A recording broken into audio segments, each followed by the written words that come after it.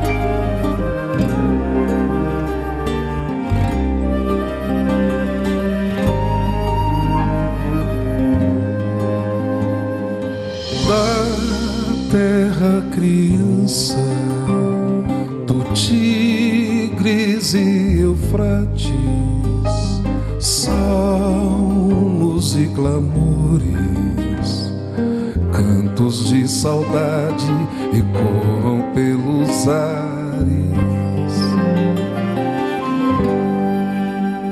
O orgulho e a indolência causaram os exílios e o aguilhão na consciência tenta explicações. Capela chora aos filhos que Opis-Kefren, Miquerinos, são presentes despedidas de itinerantes capelinos,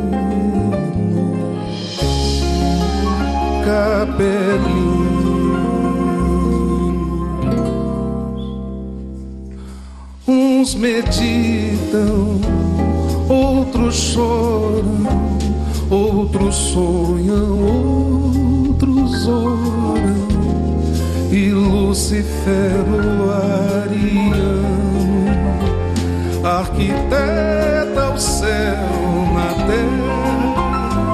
Chineses e indianos têm paraíso interior.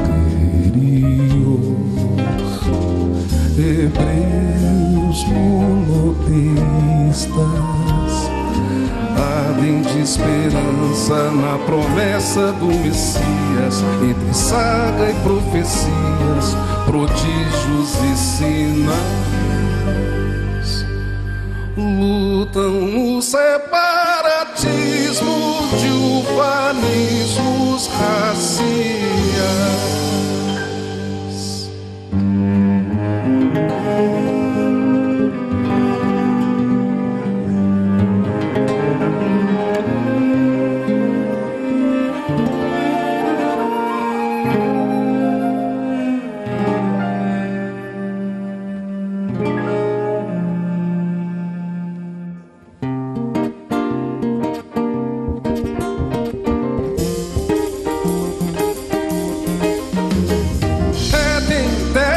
Prometida, cartas de suor e sangue, quais rangeres e gemidos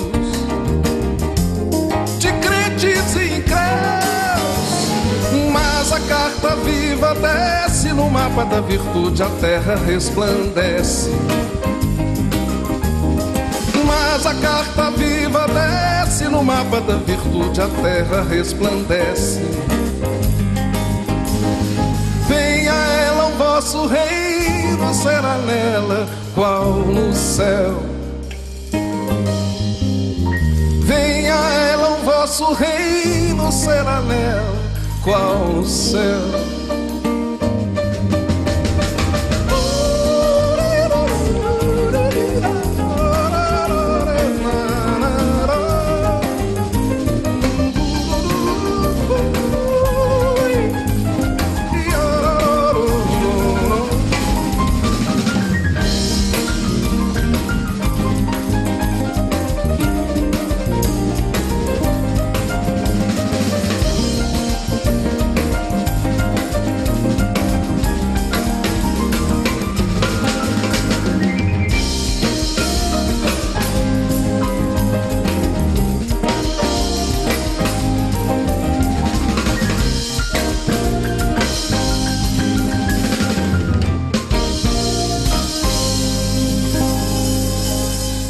Venha ela, o vosso reino será nela qual no céu.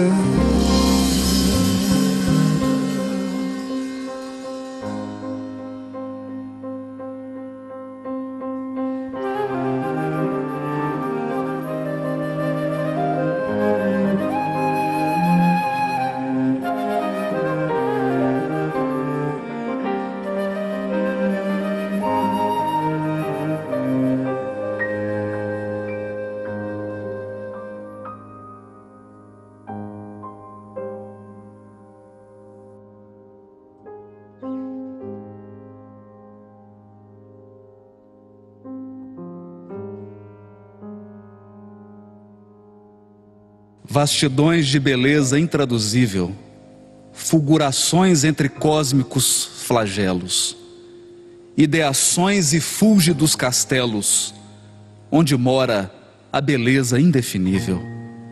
Ansiedades trágicas supremas, na formação das grandes nebulosas, transubstanciações misteriosas, gerando os organismos dos sistemas. Focos de potentíssima atração, as moléculas e átomos dispersos nos elementos de elaboração de grandiosos e lindos universos.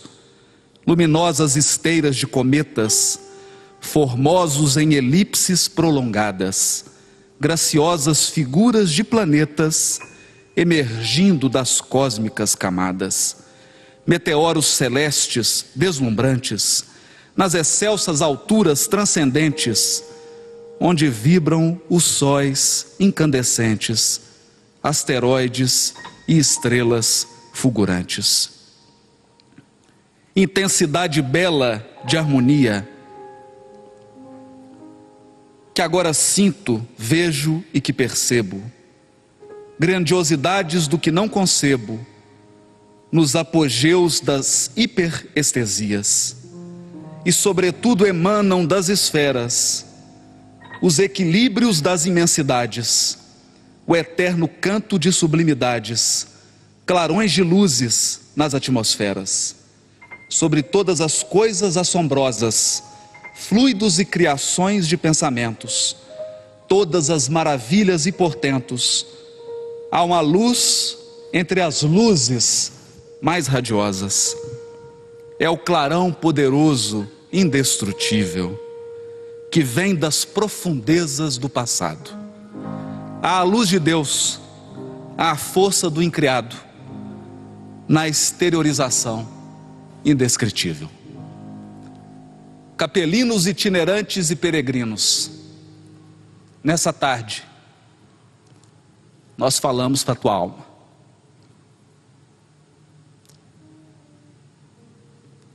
Venha a nós o vosso reino, seja nela qual no céu. Bem-vindos ao seminário A Caminho da Luz.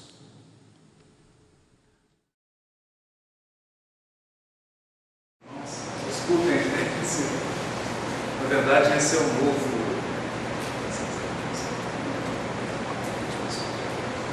Na verdade esse é um novo DVD. Foi o seminário Líder Musical A Caminho da Luz. Mas, como ele não ficou pronto, ele está chegando agora no DVD, chegando exatamente agora de ônibus. Esse é uma gravação de computador, mas o arquivo, o formato que eles gravaram, está rodando no computador de web discos. Futuramente a gente apresenta. Boa noite a todos. Para mim é uma alegria enorme comparecer pela primeira vez nessa obra maravilhosa, nesse trabalho bonito desse grupo, dessa escola, aqui na cidade. Eu me sinto muito feliz e principalmente de poder rever amigos, fazer novos amigos e poder refletir sobre o Evangelho à luz da doutrina espírita. A nossa reflexão de hoje passa pelo Espiritismo e o Evangelho. E nunca é demais lembrar que quando Allan Kardec renasce e inicia o seu trabalho de codificação da doutrina espírita, ele encontra um mundo muito diferente do nosso mundo de hoje. Sem a tecnologia, sem os conhecimentos da época, o ser humano tinha uma visão de Deus e de Jesus absolutamente limitada. Deus ainda era visto segundo o modelo de um rei da Idade Média. Um ancião sentado num trono, julgando as criaturas, separando os familiares, apartando mãe e filho, pai e filho, marido e mulher, familiares, enviando alguns para o paraíso e outros para o inferno, num julgamento eterno, como se os erros cometidos no breve espaço de uma existência física pudesse determinar o nosso destino pela eternidade. Esse é o poder de Deus e esse é o poder da religiosidade.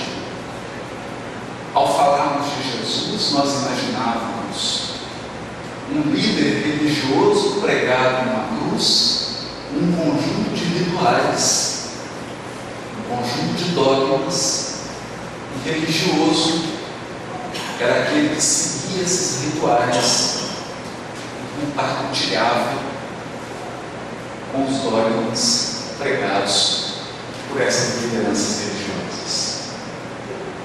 Mas com a codificação da doutrina espírita e o avanço do mundo, o homem, primeiramente, começou a se comunicar de um continente ao outro. Primeiro o telégrafo, depois o rádio, depois a televisão, depois o aparelho celular, o telescópio, as viagens espaciais.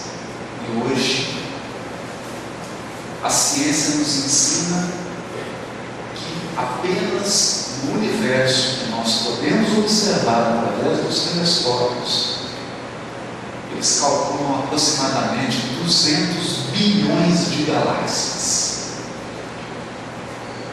em cada galáxia estimam aproximadamente 100 bilhões de sóis. Cada sol com seu conjunto de planetas. De modo que Deus não pode ser mais um velhinho sentado num trono julgando os destinos dos habitantes da Terra. O homem e a mulher de hoje exigem um Deus galáctico, um Deus criador dos 200 bilhões de galáxias e dos trilhões de mundos, um Deus cósmico. E essa exigência fez ressaltar aquilo que Kardec deixaria grafado em luz na codificação espírita, sobretudo na obra básica, o Livro dos Espíritos. E é desse livro, a primeira questão, que Kardec dá o que é Deus. Os Espíritos respondem: a inteligência suprema, causa primária de todas as coisas. E na questão 625, aquela que provocaria talvez a maior revolução no que diz respeito ao assunto religioso até hoje promovido. Qual o tipo mais perfeito que Deus tem oferecido aos homens para servir de guia e modelo? E os Espíritos respondem: Jesus. Não mais um líder religioso, não mais uma terra santa para ser conquistada, não mais um conjunto de rituais, não mais um conjunto de dogmas. Agora, um modelo e um guia a ser seguido. Muito interessante pensar nessa terminologia guia, porque você só contrata um guia quando você precisa chegar em algum lugar que você não sabe o caminho.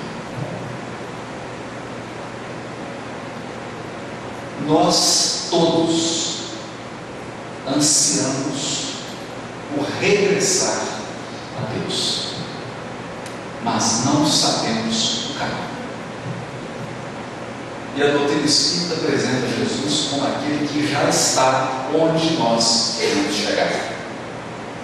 Portanto, ele conhece cada centímetro do caminho, ele conhece cada passo dessa jornada, ele é o guia.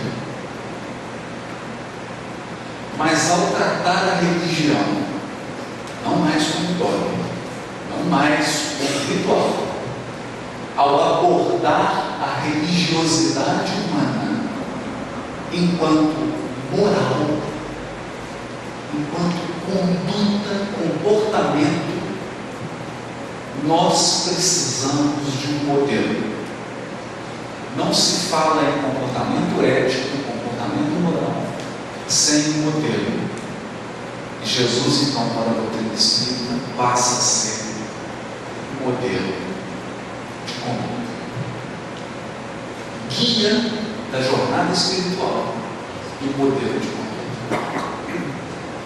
A doutrina espírita, então, ampliou a mente humana e convida cada um de nós a divisar mais longe, a olhar mais à frente e também a devassar o passado. Talvez você hoje se imagine como alguém que nasceu numa determinada cidade, que tem uma idade, tem uma família, um sobrenome, exerce uma profissão. Mas a verdade é que você é muito mais do que a personalidade dessa existência atual. Muito mais. Cada um de nós, examinando o coração, sente coisas que não são dessa vida. Você tem preferências que não são dessa vida. Você tem anseios que são milenares. Você tem habilidades que não foram aprendidas nas escolas pelas quais você passou. Eu não sei como você se chama. O que nós sabemos é que você é muito mais do que o nome que você traz hoje. Se você chama João, você está João. Porque a doutrina espírita mostra para todos nós que a encarnação é um mergulho no esquecimento. E se nos fosse apresentado hoje num grande telão 50 vidas passadas, as suas 50 últimas encarnações, possivelmente você entraria numa crise existencial. Quem sou eu? Quem sou eu? Eu sou Haroldo Dutra Dias. Quantos nomes e sobrenomes eu já tive? Quantas profissões eu já exerci? Em quantas famílias eu já tive a oportunidade de me desenvolver? A pergunta é: quem você é verdadeiramente?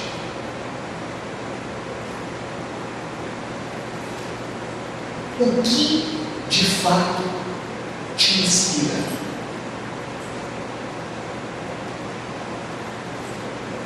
Ao ampliar a nossa visão, Jesus cresce aos nossos olhos. E é sobre isso que nós vamos falar essa noite. É sobre isso que nós vamos falar. Há 4,5 bilhões de anos atrás, um Espírito participou da criação desse mundo, organizou todos os detalhes da vida física para que nós pudéssemos ter um planeta. E ontem, há 1 minuto atrás, há 200.000 anos atrás, surgiu a espécie humana. 200.000 anos, como se fosse ontem. Iniciou-se a jornada evolutiva do ser espiritual consciente, atingindo um patamar de desenvolvimento intelectual e moral. O próprio Cristo vem em pessoa, contrariando todas as expectativas humanas. Todas as expectativas humanas. Porque os homens da época de Jesus, infelizmente a maioria hoje, só conseguem enxergar alguém importante se essa pessoa ostenta poder e riqueza. Todos esperavam um rei ou melhor. Na época de Jesus, a maioria esperava um general dominador.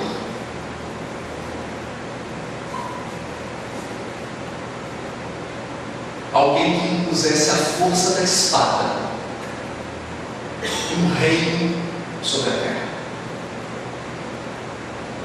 O livro Boa Nova, chamando a atenção do pai de João Evangelista,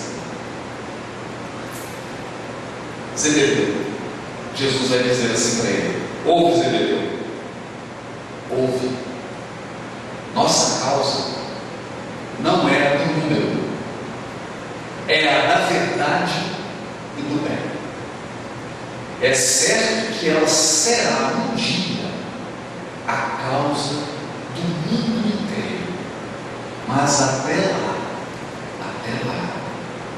precisamos esmagar a serpente do mal sob os nossos pés. Por enquanto, o número pertence aos movimentos da iniquidade. A mentira e a tirania exigem exércitos e monarcas, espadas e riquezas imensas para dominarem as criaturas. O amor, porém, o amor, essência de toda a glória, de toda a vida, pede um coração e sabe ser feliz. A impostura reclama interminável fileira de defensores para espalhar a destruição. Basta, no entanto, um homem para ensinar a verdade de Deus e exaltar as glórias eternas, confortando a infinita legião de seus filhos. Quem será maior perante Deus? A multidão que se congrega para entronizar a tirania, esmagando os pequeninos, ou um homem sozinho e bem intencionado, que com um simples sinal salva uma barca cheia de pescadores?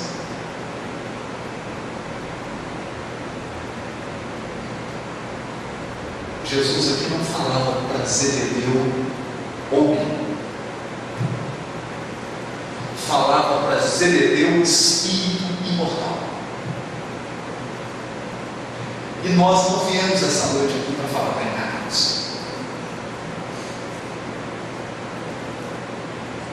Nós viemos falar do Evangelho, que é sol da imortalidade. Porque acredite, todos aqui passaremos pelas portas do túmulo. Não há ninguém aqui que não vá desencarnar. E os desencarnados por certo estão rindo, porque quando a gente voltar eles estão vindo. Então o Evangelho é a mensagem para o espírito imortal. Se em uma encarnação você acumula hábitos, e à medida que você envelhece, você acumula mais hábitos, basta se observar na jornada espiritual também. Cada um de nós examinando o seu comportamento, as suas preferências, os seus sentimentos, os seus pensamentos, vai constatar que traz hábitos que são milenares. Há determinados defeitos que nós apresentamos há 100 encarnações. E basta uma leitura ligeira na série André Luiz, na obra de Manuel Filomeno de Miranda, para nós percebermos que, por incrível que pareça, há milênios, nós estamos cometendo os mesmos erros com as mesmas pessoas. São as mesmas pessoas. Mudam os cenários, mudam os corpos, mudam as civilizações, mudam os costumes, mas as pessoas transformam muito pouco.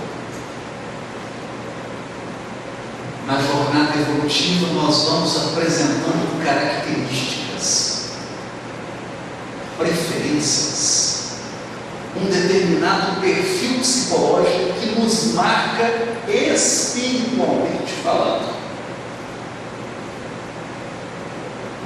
Eu gostaria muito de trazer uma mensagem mágica de mudança. Eu gostaria muito de trazer o elixir que você bebesse e se renovasse completamente. Ou uma palavra mágica que você repetisse e mudasse totalmente a sua vida. Mas a doutrina espírita não tem vocação para charlatanismo. As mudanças no terreno do sentimento, as mudanças que dizem respeito ao espírito imortal, são lentas, demoradas, paulatinas, e exigem um esforço que atravessa as reencarnações. Portanto, quando quando Jesus se desloca da esfera dos Cristos e vem até nós, ele poderia ter trazido um conselho de anjos. Por que não? Por que não? Ele que faz parte da comunidade de espíritos crísticos que dirigem o sistema solar, segundo nos conta Emmanuel no livro A Caminho da Luz, acostumado a dialogar com espíritos puros, espíritos dotados das mais altas expressões de inteligência e de sentimento, por que não trouxe milhares de anjos com ele? Por que não escolheu apóstolos perfeitos? Por que não? E a resposta é simples. Se todos os apóstolos de Jesus fossem anjos, quem aqui se identificaria com eles? Você se identificaria?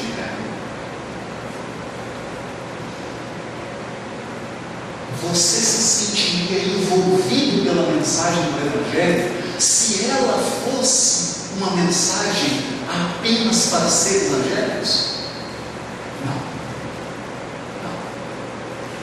Então Jesus escolhe pessoas como você, como eu. Dos 12,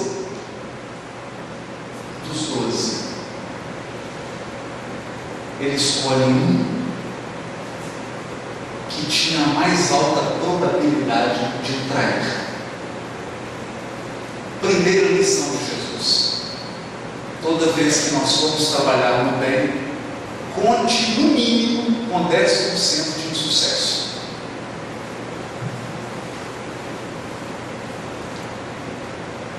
– 10% de fracasso é o mínimo. Dos 12, um traiu. Mas o líder dos apóstolos, Pedro, negou 3 vezes.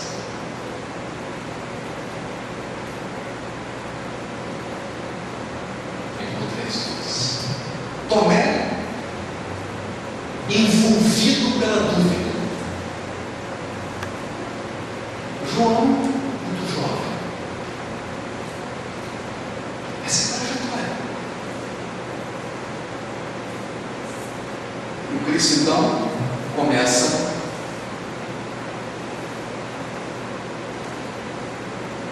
a fazer o trabalho.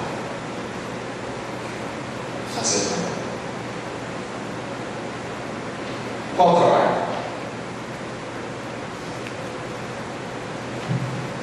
O trabalho do Boa Nova.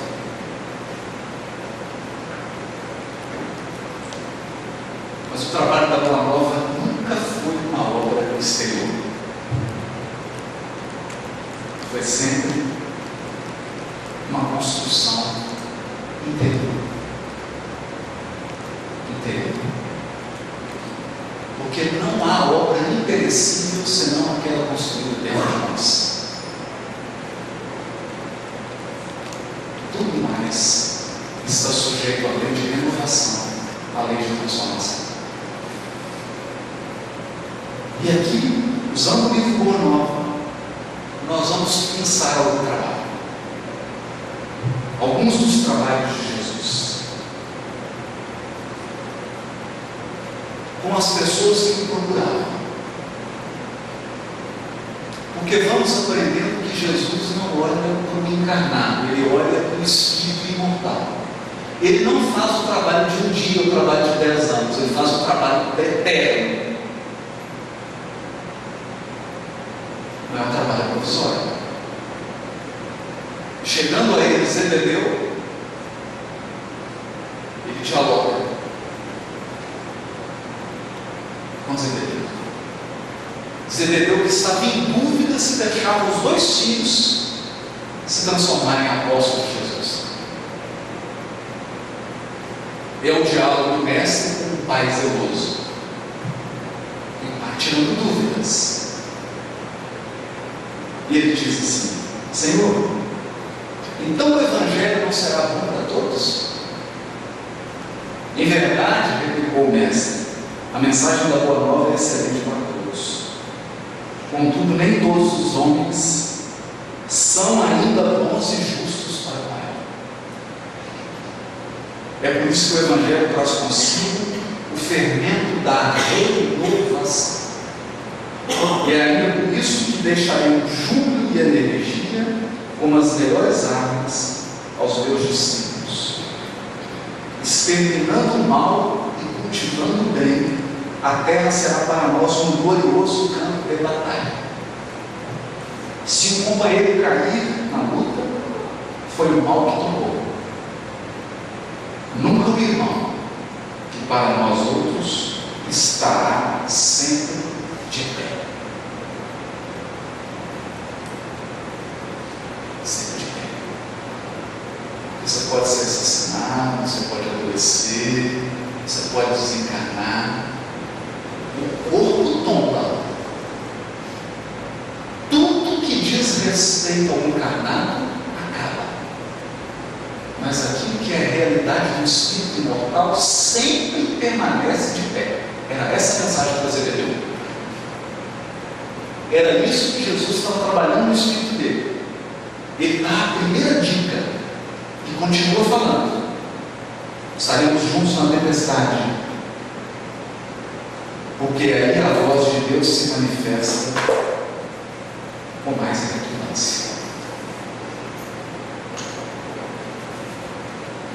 Zebedeu se emociona. E magnetizado por Jesus, ele se ajoelha. Quando ele se ajoelha, Jesus diz para ele: levanta-te, Zebedeu. Os filhos de Deus vivem de pé para o bom combate. Os filhos de Deus vivem de pé para o bom combate.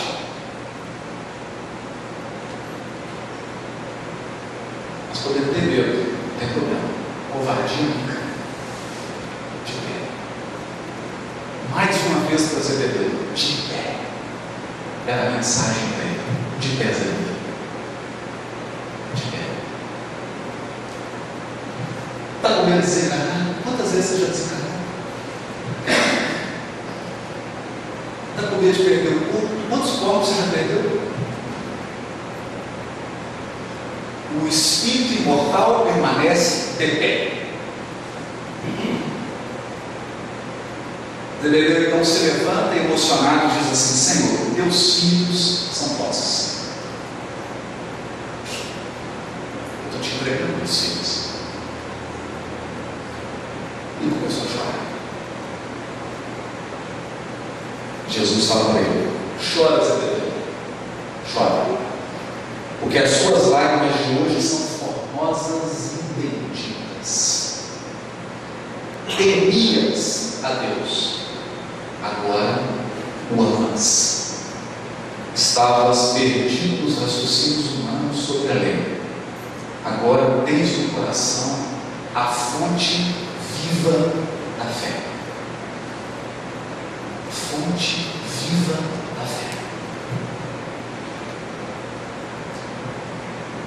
Ali começou a obra do Evangelho. Fora não, dentro de Zebedeu.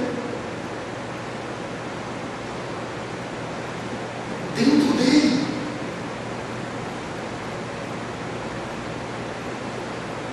Porque nós somente seremos verdadeiramente felizes no dia que nós construirmos dentro. Qualquer coisa que tiver fora, você vai ficar entediado. Dentro. Esse foi o trabalho com Zebedeu.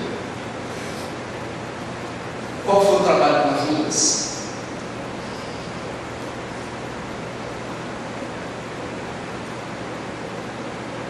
Jesus reuniu os apóstolos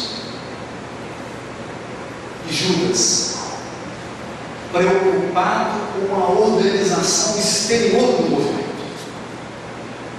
Preocupação justa, sem problema. Preocupado com a sustentação sustentação econômica do movimento. Nenhum problema. Preocupação financeira. Mas, querendo substituir as soluções divinas pelas soluções humanas, recolhe uma sacola e começa a fazer uma coleta entre os apóstolos.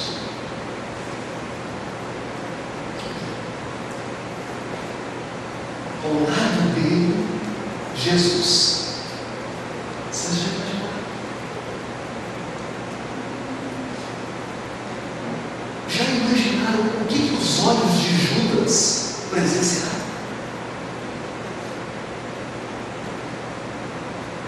Mas a pergunta é: será que aquilo que você vê é capaz de te transformar?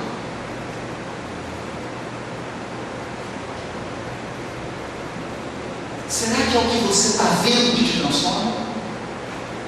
Porque chegavam 10 leprosos para Jesus, um faltando orelha, o outro faltando nariz, o outro faltando dedo. Jesus impunha as mãos e o corpo físico da pessoa se restabelecia. Judas viu isso. Ele presenciou isso. Judas presenciou de 7 pães uma multidão se alimentando.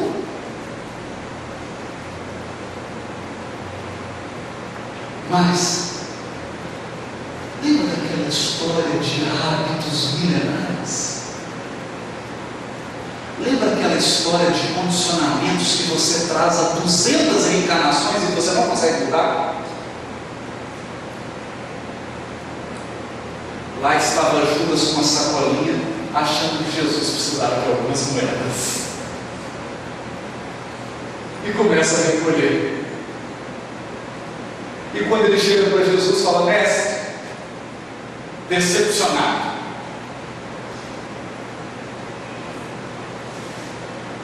Isso é o pouco que eu consegui. Pouquinhas moedas. E Jesus responde para ele: vamos pensar na resposta. Porque Jesus não respondeu para o homem Judas, respondeu para o espírito imortal. São poucas moedas nessa bolsa, Judas. Mas cuidado para que você não sucumba ao peso delas.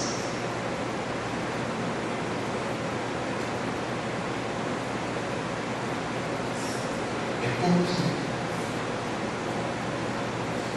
Mas era como se o mestre dissesse para ele assim: mas é esse pouquinho que vai te derrubar.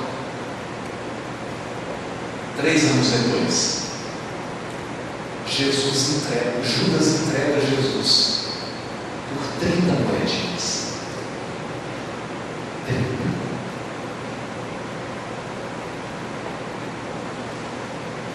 reais. Eram poucas.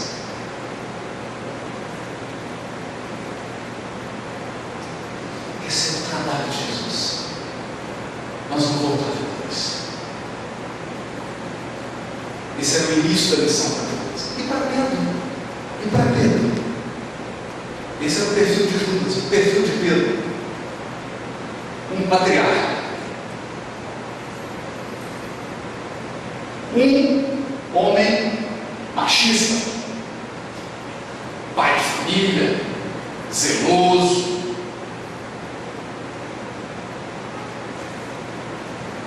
Ou é ou não é, não tem meio termo.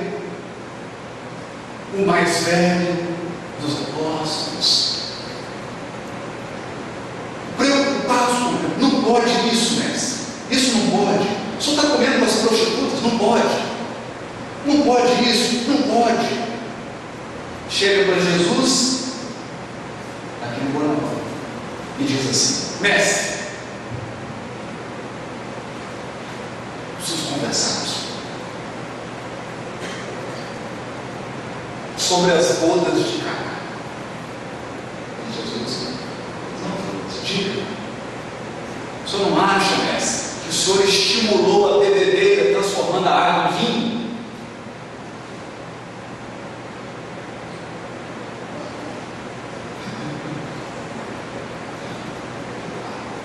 Está preocupado quem está bebendo e quem não está bebendo. E Jesus responde para ele: Simão, não repreende, apenas pergunta para ele: Simão, conheces a alegria de servir a um amigo?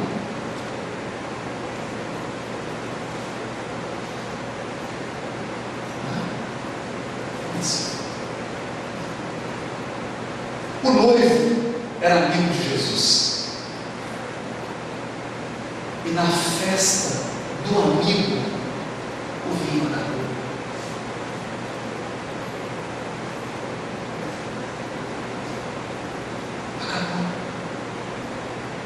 Imagina o constrangimento do noivo perante os convidados, no dia mais importante da vida dele,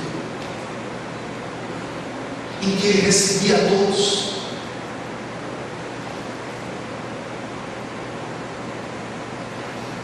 Mas Simão não estava preocupado com o coração do noivo, estava preocupado com regras morais, o que pode e o que não pode fazer. Isso pode, isso não pode, isso pode, isso não pode. Como se as regras estivessem acima dos seres humanos.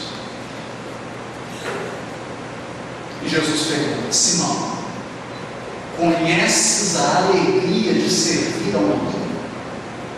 Pois eu te digo que o vinho das bodas é o símbolo da alegria com que eu quero selar o Evangelho na terra.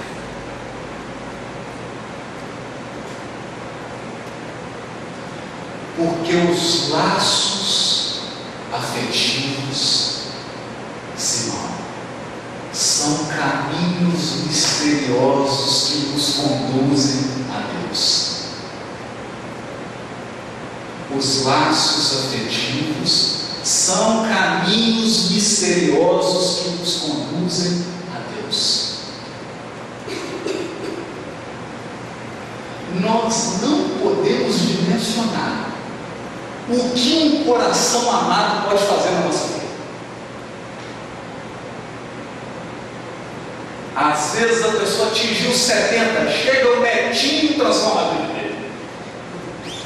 Porque o netinho que chegou é uma alma ligada ao coração daquela criatura por milênios.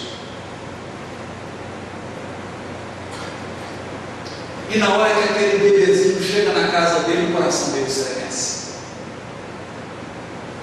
Porque os laços afetivos são caminhos misteriosos que nos conduzem a Deus. Pode ser uma pessoa que você encontra no trabalho. Pode ser alguém que você encontra na casa espírita.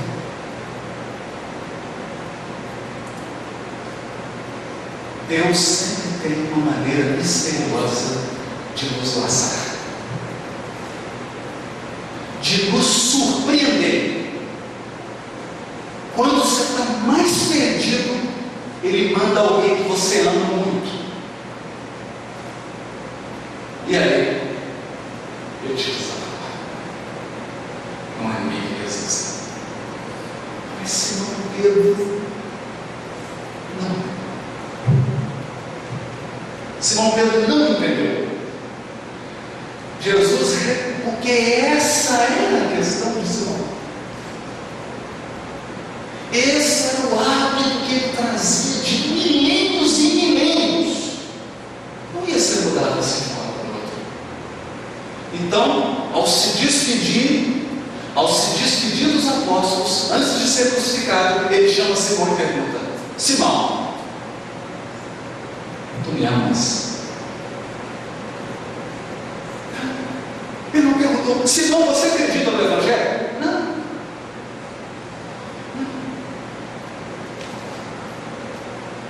Simão, você entendeu o que eu falei? Não foi isso que ele perguntou. Ele perguntou: Simão, você me ama? Amamos? Ama, Simão. Então cuida das minhas ovelhas.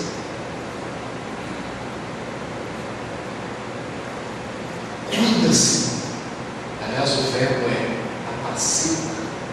Porque apacentar é dar água, levar para a sombra, dar comida, tirar o pelo, cuidar. Cuida, Senhor, das minhas ovelhas. E pergunta de novo: Simão, você me ama? Senhor? Amo? Então apacenta as minhas ovelhas.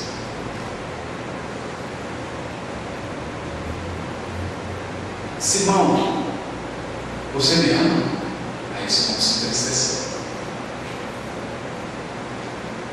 Pela terceira vez? Será que Jesus estava duvidando do amor dele? Não. Jesus estava ensinando para Simão Pedro que o amor é uma planta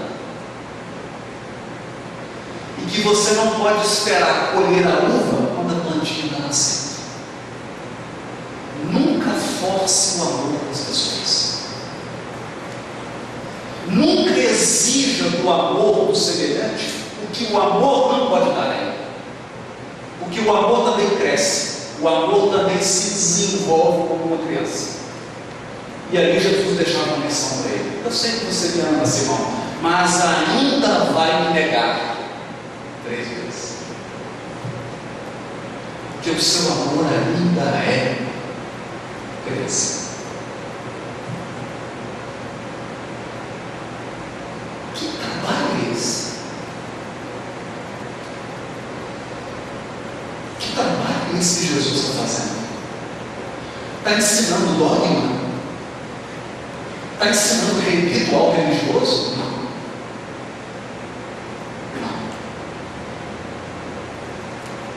Esse é o trabalho de educação das almas. Esse é o trabalho de educação do espírito imortal. Mais tarde, depois da crucificação, Simão treinava o seu amor. Como? Jesus entrega para ele a casa do caminho para que ele recebesse necessitados. Por que, Simão? Porque ele precisava aperfeiçoar o seu amor amando o semelhante. Ninguém aperfeiçoou o amor a não ser amando. Enquanto ele aperfeiçoava, certo dia Simão estava cansado. Ele atendeu várias pessoas. Cada uma com um problema. Ele já estava cansado fisicamente, já estava cansado psicologicamente, e estava dando o horário de encerrar o atendimento. Aí ele teve uma recaída. O horário é horário, 5 horas ele para de atender e ponto final. Deu 5 horas e olha, então tá bom, você vai embora, é isso aí que eu te falei, pode ir, colocou a pessoa para fora, fechou a porta. Entra um pobre coitado. Simão já estava lá dentro, recolhendo suas coisas, nervoso, querendo descansar, fazer sua refeição. Entra mais um desses.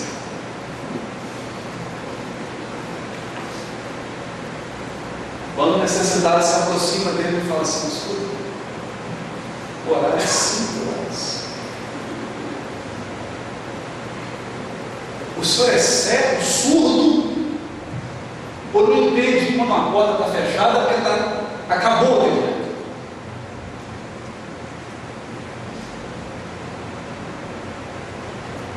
Acabou. O homem então tira o manto. Era Jesus.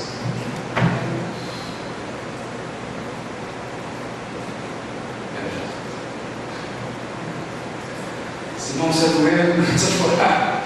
Ele fala: Simão, eu te pedi apenas para cuidar das minhas ovelhas.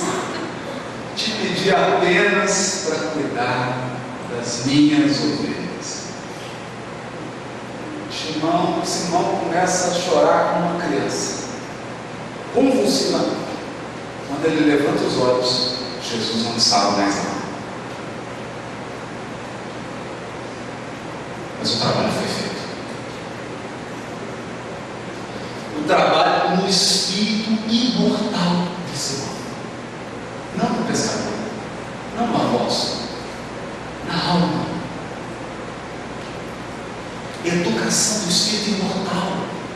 Não é um trabalho para hoje, para 10 anos, é um trabalho para sempre. Para sempre. Tiago.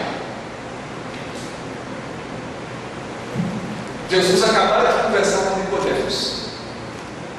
Mas Tiago, obcecado com a lei, obcecado com a lei. Quem cometeu o erro tem que pagar pelo erro. O criminoso tem que ser morto. É no casamento.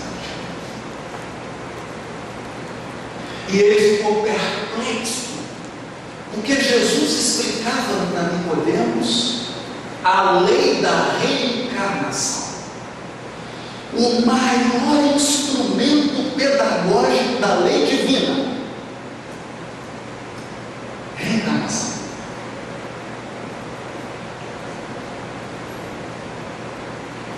Nessa vida eu tiro de alguém, na outra eu venho e tenho que devolver tudo para esse mesmo alguém. Pedagogia divina. E Jesus explicava. Tiago ficou confuso. Mas mestre, pelo que o senhor está falando, toda vez que houver um assassino, eu vou ter que ter um assassinato. Não vai acabar, não.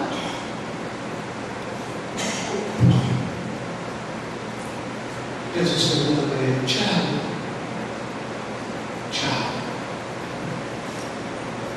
qual o mecanismo de redenção na lei mosaica?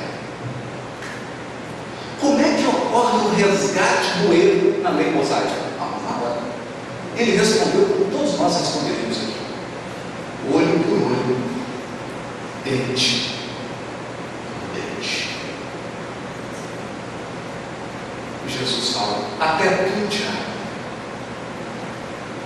até você está procedendo como Nicodemos. Porventura você não observou que o primeiro mandamento da lei é o mandamento do amor?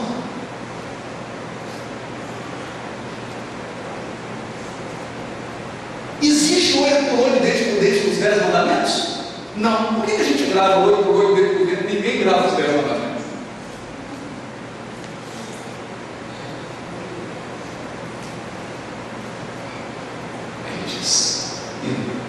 Tiago,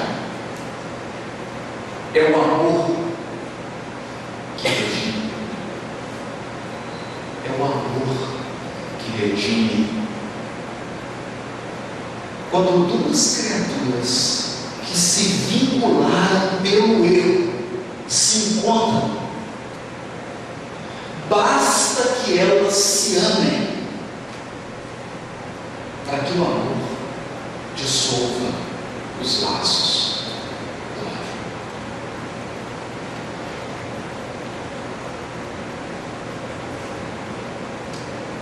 Mas,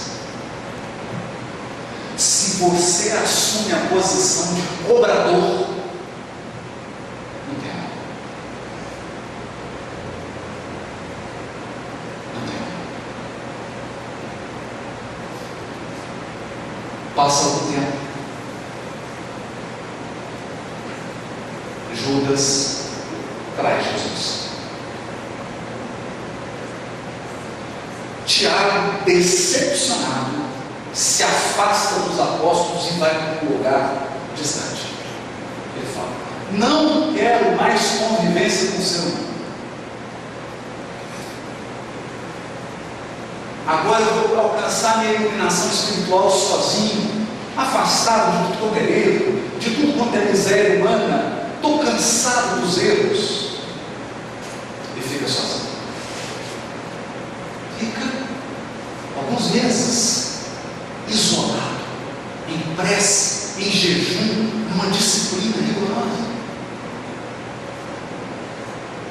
E ele acreditava que daquela maneira estava se aproximando de Jesus. Um dia ele caminhando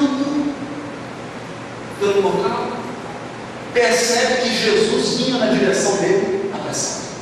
Ele fala: pronto, conquistei a iluminação. Fiz exatamente o que tinha que ser feito. E já abre os braços e fala: Senhor, Jesus, vem rápido, passa por ele, continua. Ele decepcionado. Estava vivendo uma vida pura. Não cometia nenhum erro, até porque ele não estava convivendo com ninguém, porque não tinha oportunidade de errar.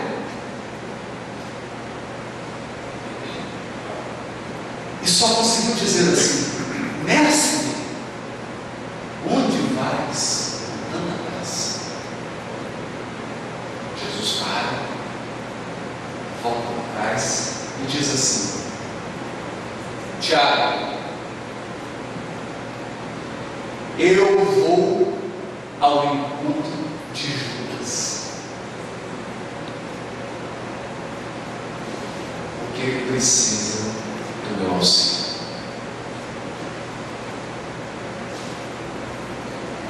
Virou e continuou. Tiago entendeu a lição. Entendeu?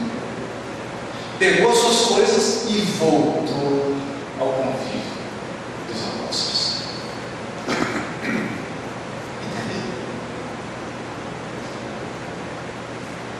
Entendeu que com a mesma medida que você mede, você será medido. Se você aplica severidade nas pessoas, a vida vai responder com severidade para você. Se você aplica misericórdia, a vida vai responder com misericórdia. Esse é o desafio de Tiago.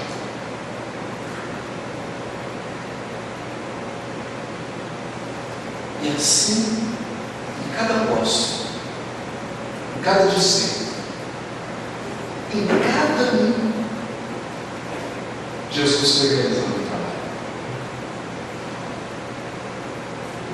Em cada um.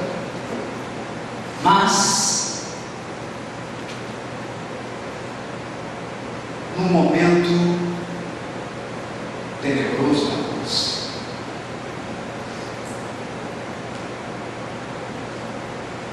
todos que esperavam um Jesus agressivo viram silenciar e agir como um cordeiro manso que se deixava imolar.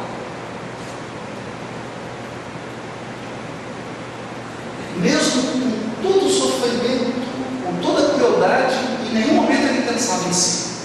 Fazia a prece: Pai, perdoa-os, eles não sabem o que fazem. Olhou para João e falou: Filho, eis aí tua mãe, eis aí teu filho. Cuidou da mãe, cuidou de João. Nem mesmo o ladrão crucificado ao lado dele passou sem assistência. Crucificado, Jesus ainda encontrou forças para atender o ladrão.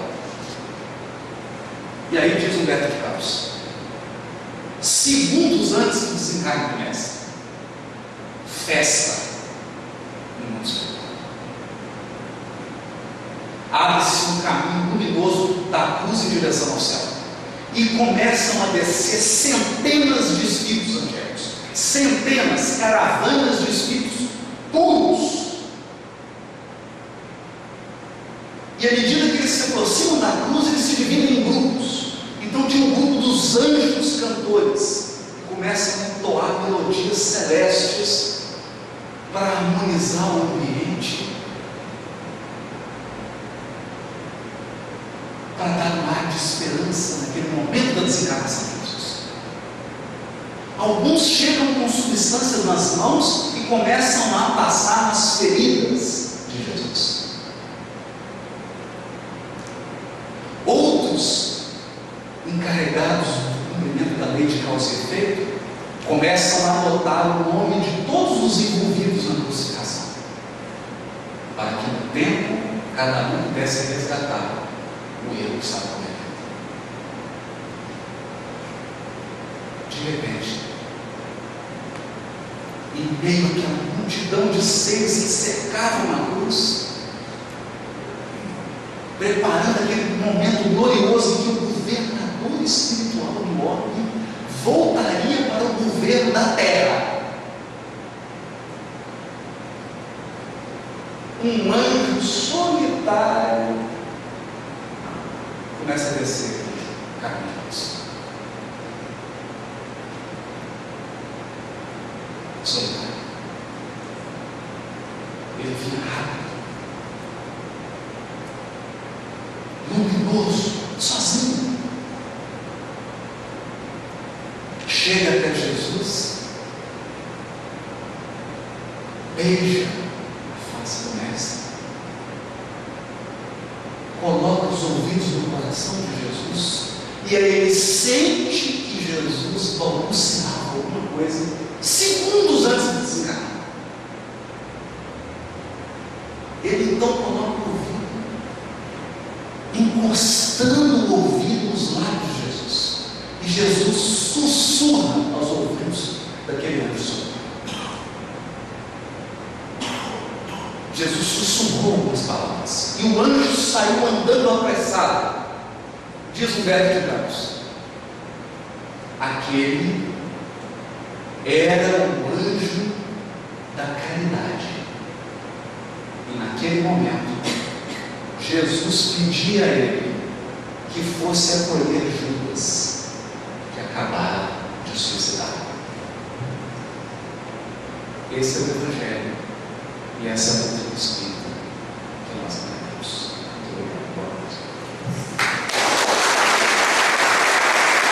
Rede Amigo Espírita, uma ferramenta de união, interação e divulgação do movimento espírita. Acessem www.amigoespírita.ning.com e confira nosso acervo disponível. Rede Amigo Espírita, divulgando, instruindo e unificando.